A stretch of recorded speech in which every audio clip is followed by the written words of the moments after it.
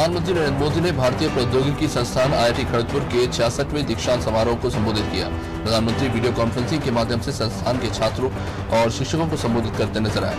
पश्चिम बंगाल के राज्यपाल, केंद्रीय शिक्षा मंत्री रमेश पोखरियाल निशंक और केंद्रीय शिक्षा राज्य मंत्री भी इस अवसर पर उपस्थित रहे। प्रधानमंत्री पीएम मोदी ने कहा कि आज भारत उन देशों में से है जहां बहुत सोलर पावर की कीमत प्रति यूनिट कम है, लेकिन घर घर तक सोलर पावर पहुंचाने के लिए अभी भी बहुत चुनौतियां हैं। भारत को ऐसी टेक्नोलॉजी चाहिए जो एनवायरनमेंट को कम से कम नुकसान पहुंचाए, ड्यूरेबल हो और लोग ज्यादा आसानी से इसका इस्तेमाल कर पाए।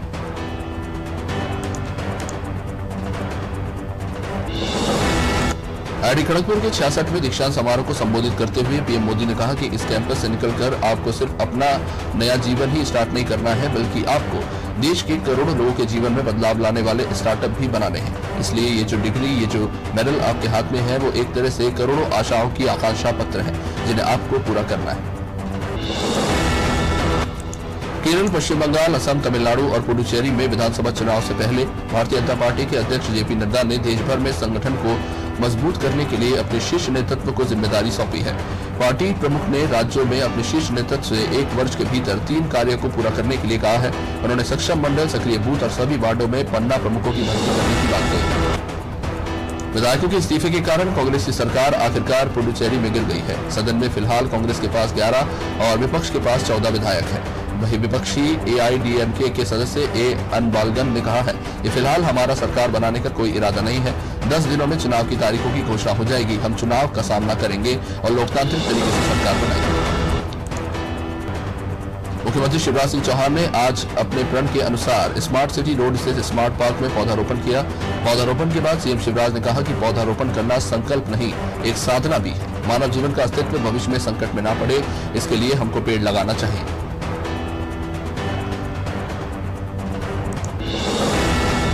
विधानसभा सत्र के दूसरे दिन दिवंगत नेताओं और हादसों में मारे गए मृतकों को श्रद्धांजलि दी गई, लेकिन दिल्ली में हो रहे किसान आंदोलन में मारे गए किसानों को श्रद्धांजलि नहीं दी गई। इस पर कांग्रेस की ओर से सवाल खड़े किए गए थे। बाद में पूर्व सीएम कमलनाथ ने दिल्ली में मारे गए किसानों को सदन में श्रद्धांजलि दी। कमलनाथ ने कहा कि किसान कांग्रेस भाजपा के नहीं होते, वो सिर्फ किसान होते हैं। मध्य प्रदेश विधानसभा में बजट सत्र के दूसरे दिन की कार्यवाही को बगैर किसी कारण के 1 घंटे में ही स्थगित कर दिया गया। इस दिन कई महत्वपूर्ण विधेयक पेश होने थे, लेकिन सत्र स्थगित होने से ये फैसला टल गया है। दरअसल दूसरे दिन की शुरुआत में सरकार ने दिवंगत नेताओं समेत उत्तराखंड के चमोली हादसे और सीधी बस हादसे के मृतकों को श्रद्धांजलि दी।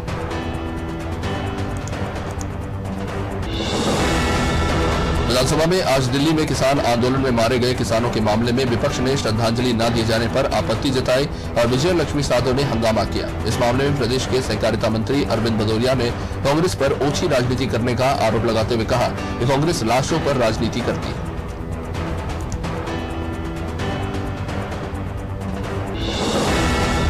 विधानसभा में आज दिल्ली में मारे गए किसानों को श्रद्धांजलि न दिए जाने पर कांग्रेस ने सवाल खड़े करते हुए जहां हंगामा किया, वहीं इस मामले में कांग्रेस के विधायक KP सिंह का कहना है कि सत्ता पक्ष को लगता है कि ऐसा करने से वो पार्टी लाइन से हटकर काम करेंगे, इसलिए उन्होंने श्रद्धांजलि नहीं दी। वही मास्क को लेकर उन्होंने कहा कि मैं तो मास्क लगाता हूं, सभी को लगाना चाहिए। आज विधानसभा में सीधी बस हादसे का मुद्दा भी गूंजा। पूर्व मुख्यमंत्री कमलनाथ ने सीधी बस हादसे के पीड़ित परिजनों को रोजगार देने की मांग की है, जिसको लेकर कांग्रेस विधायक कांतिलाल भूरिया ने कहा कि कमलनाथ की मांग जायज है। सीधी बस हादसे के पीड़ितों में कई लोग गरीब हैं, इसीलिए उन्हें रोजगार दिया जाना चाहिए।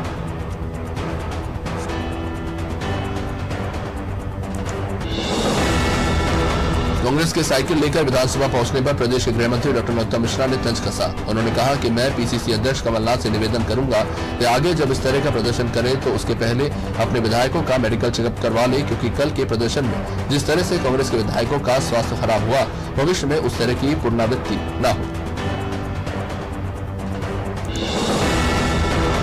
बैतूल से कांग्रेस विधायक विनय डागा के ठिकानों पर आयकर के छापामार कार्रवाई में जांच दल को डागा की 450 करोड़ रुपए की अघोषित संपत्तियों का पता चला है।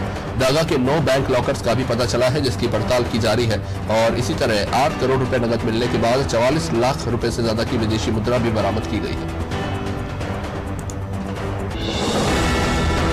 विधानसभा चुनाव की सरगर्मियों के बीच सीबीआई भी एक्शन में आ गई है। कोल स्मगलिंग में जांच का दायरा बढ़ाते हुए पश्चिम बंगाल की मुख्यमंत्री ममता बनर्जी के परिवार तक ये मामला पहुंच चुका है। ममता बनर्जी के भतीजे अभिषेक बनर्जी की पत्नी रुजिरा नरूला से सीबीआई पूछताछ कर रही है, लेकिन सीबीआई के पहुंचने से पहले ममता बनर्जी अभिषेक बनर्जी के घर पहुंची और बातचीत करने के लिए थोड़ी देर बाद निकल गई।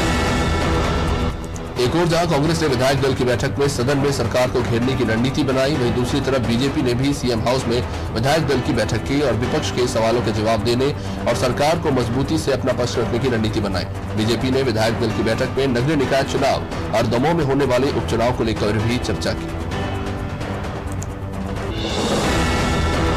कांग्रेस विधायक कुणाल चौधरी ने एक बार फिर प्रदेश सरकार पर निशाना साधा। चौधरी ने कहा कि प्रदेश में कानून व्यवस्था और सुशासन को लेकर सरकार बड़े बड़े दावे करती है, लेकिन प्रतिदिन भ्रष्टाचार और बलात्कार जैसी बड़ी घटनाएं हो रही है। कल रात को टिकमगढ़ का निवासी भोपाल आता है। नगर निगम के अधिकारी नशे में धुत होकर उनसे दादागिरी करते हैं, लेकिन कार्रवाई उसी किसान के खिलाफ कर दी जाती है। मध्य प्रदेश के मंत्री और बीजेपी विधायकों ने किसानों और प्रदेश में बढ़ते कोरोना संक्रमण के साथ साथ विधानसभा के बजट सत्र सहित कई मुद्दों पर बयान दिए हैं। मंत्री महेंद्र सिंह सिसोदिया ने बजट सत्र को लेकर जानकारी दी और शैडो कैबिनेट को लेकर कांग्रेस पर तंज कसा, जबकि उपाध्यक्ष के पद को लेकर हरदीप सिंह डंग ने कहा कि कांग्रेस ने जो परंपरा तोड़ी थी, आज उनको परंपरा की बात करने का अधिकार नहीं है। मध्य प्रदेश सरकार ने बहुप्रतीक्षित लोअर गोई नहर निर्माण में लगी कंपनी IVRCL को ब्लैकलिस्ट कर दिया है। नहर निर्माण कार्य में हो रही देरी को देखते हुए सरकार ने ये कदम उठाया है। अब नहर निर्माण के लिए फिर से टेंडर प्रक्रिया की जाएगी ताकि किसानों को जल्द इसका लाभ दिया जा सके।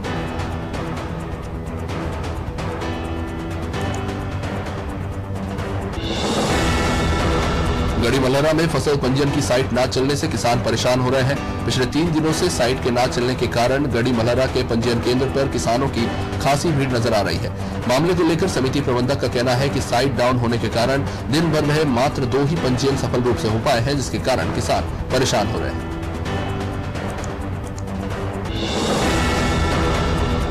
चंदेरी के कुंवरपुर गांव में किसानों के आंदोलन को देखते हुए कलेक्टर ने बैठक बुलाई।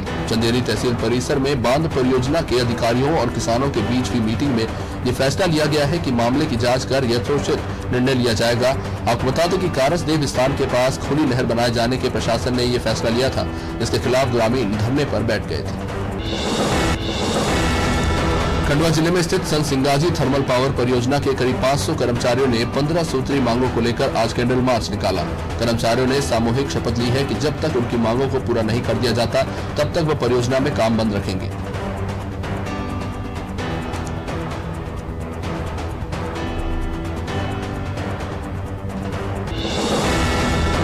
महाराष्ट्र में एक बार फिर कोरोना संक्रमण बढ़ रहा है। बढ़ते कोरोना संक्रमण को देखते हुए मध्य प्रदेश सरकार अलर्ट हो गई है और महाराष्ट्र के बॉर्डर से लगी सीमाओं पर लोगों के स्वास्थ्य की जांच के साथ साथ सावधानी बरतने के निर्देश दिए गए हैं। ऐसे में महाराष्ट्र की सीमा से लगे बैतूल जिला चिकित्सालय का कलेक्टर ने औचक निरीक्षण किया था।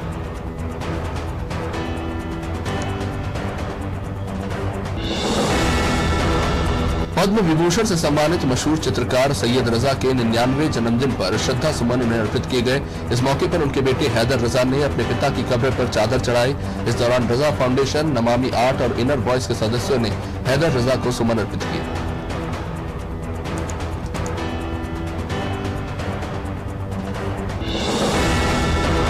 मध्य प्रदेश के अशोकनगर में बाल विवाह का मामला सामने आया है। यहाँ एक परिवार अपनी नाबालिग बेटी की शादी करा रहा था। हालांकि जब इसकी जानकारी महिला बाल विकास विभाग को लगी तो विभाग की परियोजना अधिकारी देर रात को ही मौके पर पहुंची थी और परिवार को बाल विवाह करने से रुकवा दिया, लेकिन परिवार के लोग मानने को तैयार नहीं थे, जिसके चलते अधिकारी नाबालिग लड़की को अपने साथ ले गए। मध्य प्रदेश में धर्मांतरण के मामले थमने का नाम नहीं ले रहे हैं। ये ताजा मामला छतरपुर जिले के खजुराहो से सामने आया है, जहां रूबी सिंह नाम की महिला ने सीक्रेट हार्ट कॉन्वेंट स्कूल की प्रिंसिपल भाग्या सिस्टर के खिलाफ थाने में शिकायत दर्ज कराई है। रूबी सिंह का कहना है कि सीक्रेट हार्ट कॉन्वेंट स्कूल की प्रिंसिपल भाग्या धर्म परिवर्तन के लिए लगातार दबाव बना रही है। डबरा में पावर इंजीनियर्स एसोसिएशन युवा विद्युत कर्मियों के साथ हो रहे भेदभाव के खिलाफ कंपनी के अधिकारियों और कर्मचारियों ने 15 सूत्री मांगों को लेकर शांतिपूर्ण तरीके से कैंडल मार्च निकाला। मांग पूरी न होने पर अनिश्चितकालीन हड़ताल की इन सभी ने चेतावनी दी।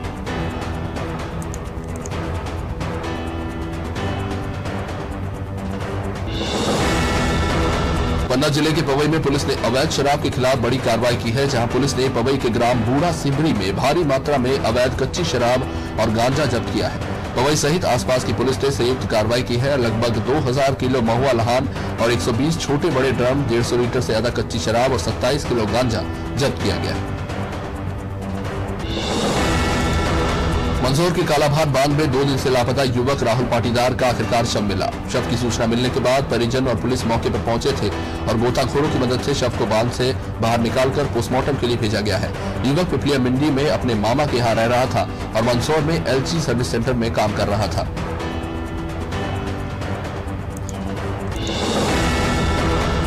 सतना की मचगवा जनपद पंचायत में एक युवक की मौत हो गई है। परिजनों का आरोप है कि युवक की मौत कोरोना का टीका लगने से हुई है। मृतक के परिजनों ने मामले की जांच के साथ आर्थिक सहायता देने की मांग की है, तो वहीं दूसरी तरफ अस्पताल प्रबंधन किसी भी टीकाकरण से इनकार कर रहा है।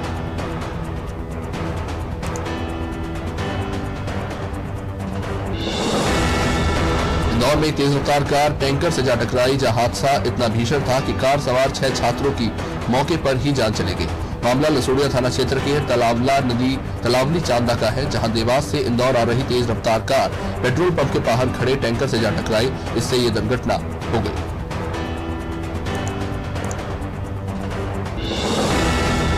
मुरैना के अंबा में दिव्यांगों ने अपनी मांगों को लेकर अंबा एसडीएम राजीव समाधिया के नाम तहसीलदार राजकुमार नागोरिया को ज्ञापन सौंपा है, जिसमें दिव्यांगों के लिए सुनिश्चित हुए सामुदायिक भवन पर 3 साल से ताला लटका हुआ है।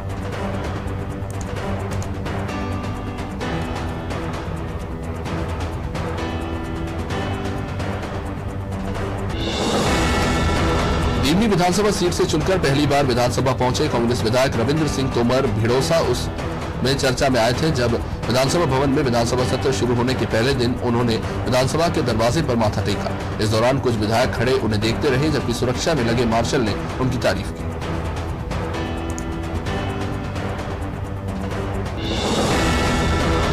रायसेन जिले के सुल्तानपुर में नगर परिषद सीएमओ सुरेखा जाटव ने साइकिल रैली निकाली, जिसमें सभी नगर के लोगों ने हिस्सा लिया और साइकिल रैली के माध्यम से सभी नगर वासियों को एक संदेश दिया, नगर को स्वच्छ और साफ सुथरा रखें, जिससे कि बीमारियों से बचा जा सके। सुल्तानपुर सीएमओ सुरेखा जाटव ने रैली के विजेताओं को सम्मानित किया। देवास में एक्सपायरी डेट के कुरकुरे खाने के कारण एक मासूम बच्ची की तबीयत बिगड़ गई है, जिसके बाद उसके परिजन उस दुकान पर पहुंचे थे जहां से बच्ची ने कुरकुरे खरीदी थी और प्रशासन से कार्रवाई की मांग की है। वे दुकानदार से जानकारी लेकर प्रशासन की टीम कुरकुरे बनाने वाली कंपनी के पास पहुंची थी, जहां तिगली नाम कंपनी पर बड़ी मात्रा में एक्सपायरी डेट के कुरकुरे के पैकेट बरामद हुए हैं। छतरपुर जिले के नौगांव में असंगठित श्रमिकों और गरीबों के लिए शुरू की गई संबल योजना का लाभ हितग्राहियों को नहीं मिल रहा। पीड़ित परिवार ने बताया कि उनके पिता की 11 अक्टूबर 2019 को बीमारी के चलते मौत हो गई, लेकिन उन्हें अंत्येष्टि सहायता राशि तक नहीं मिली और न ही संबल योजना का लाभ मिल रहा है।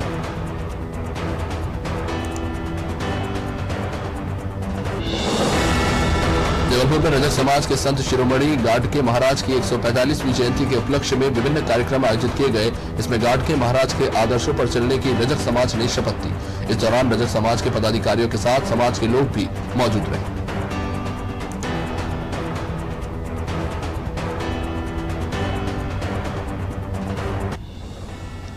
रतलाम जिले के ग्राम सालाखेड़ी में गैस की टंकी में आग लगने से युवक बुरी तरह से झुलस गया। आपको बता दें कि युवक गैस का स्विच ऑन करके भूल गया था और फिर कुछ देर बाद चाय बनाने गया, जिससे सिलेंडर में विस्फोट हो गया।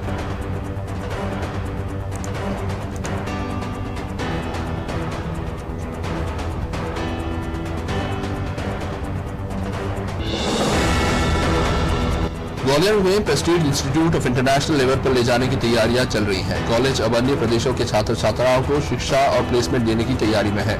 इंस्टीट्यूट अब तक 80% छात्र छात्राओं को प्लेसमेंट दे चुका है। 100% छात्र छात्राओं को प्लेसमेंट देने का लक्ष्य रखा गया है। कॉलेज नई शिक्षा नीति लागू करने की योजना भी बना रहा है। नगर में पुलिस ने अवैध शराब माफिया के खिलाफ बड़ी कार्रवाई को अंजाम दिया। पुलिस ने कचनार इलाके में शराब के अवैध ठिकानों पर छापामार कार्रवाई करते हुए 2000 लीटर अवैध शराब और 30,000 लहान बरामद कर उसे नष्ट करवा दिया। जब शराब की कीमत लगभग 20 लाख रुपए के आसपास बताई जा रही है।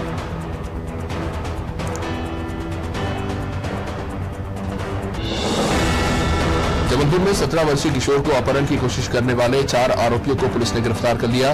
2 आरोपी हालांकि इस बीच भागने में कामयाब हो गए। धनवंतरी नगर में गैस एजेंसी संचालक के बेटे का अपहरण की कोशिश करने का ये मामला था। मुख्य आरोपी लकी सिंह राजपूत भी गैस एजेंसी का ही संचालक है और वो व्यापार में हुए घाटे के कारण बच्चे का अपहरण करना चाह रहा था। दतिया जिले के ग्राम कुठोंदा में मोर सहित कई पक्षियों की मौत से वन विभाग में हड़कंप मचा हुआ है। कीटनाशक छिड़की फसल खाने से मौत की आशंका जताई जा रही है।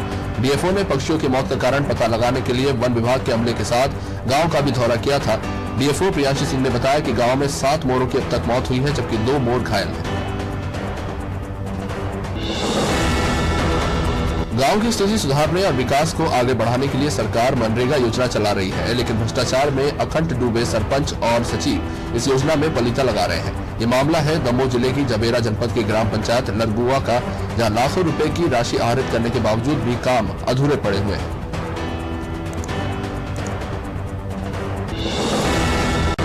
छत्तीसगढ़ के बीजापुर में सुरक्षा बलों ने 3 नक्सलियों को गिरफ्तार किया है, जिसमें एक महिला नक्सली भी शामिल है।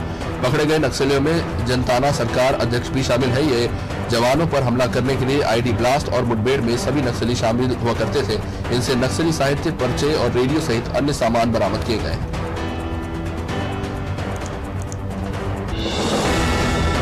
रायपुर का एक किसान डिजिटल ठगी का शिकार हो गया, जहां इस मामले में मजगहन थाने में शिकायत दर्ज करवाई गई है। पुलिस इस बात की जांच कर रही है कि आखिर इनके खातों से रुपए कैसे निकाले गए। पुराना धमतरी रोड के डुंडा गांव के रहने वाले कृष्णा तिवारी ने बताया कि वह खेती किसानी का काम करता है। इनका जिला सहकारी बैंक में खाता है और किसी ने इनके एटीएम डिटेल्स के सहारे अचानक किश्तों में 10-10 हजार रुपए की कुल राशि निकाली। छत्तीसगढ़ की दुर्ग पुलिस ने एक शातिर चोर सहित इसके 2 साथियों को गिरफ्तार किया है। पकड़े गए आरोपियों से सोने चांदी के गहनों और नकदी सहित 10 लाख रुपए से ज्यादा का सामान बरामद हुआ है। पकड़ा गया आरोपी करीब 2.5 साल से जिले के अलग अलग क्षेत्रों में चोरियां कर रहा था। इस दौरान उसने करीब 17 चोरियां करना कबूल की। बालाघाट में बेमौसम बारिश और ओलावृष्टि से खराब हुई फसलों का अभी तक सर्वे नहीं हो पाया, जिससे परेशान सैकड़ों किसान कलेक्ट्रेट पहुंचे थे और कलेक्टर को ज्ञापन देकर खराब फसल का सर्वे करवाने की मांग कर रहे हैं। आपको बता दें कि बारिश के बाद प्रदेश सरकार ने सभी प्रभावित गांवों का तुरंत सर्वे कर किसानों को मुआवजा देने के लिए रिपोर्ट देने के निर्देश दिए थे, लेकिन कई जगहों पर अभी भी सर्वे नहीं हुआ है। हटा के कांग्रेस नेता देवेंद्र चौरसिया हत्याकांड मामले में द्वितीय अपर सत्र न्यायाधीश ने जिला सत्र न्यायाधीश को पत्र लिखकर पुलिस अधीक्षक दमोह से अपने आप को खतरा बताया है। न्यायाधीश ने कहा कि पुलिस अधीक्षक मुझ पर जानलेवा हमला करवा सकता है।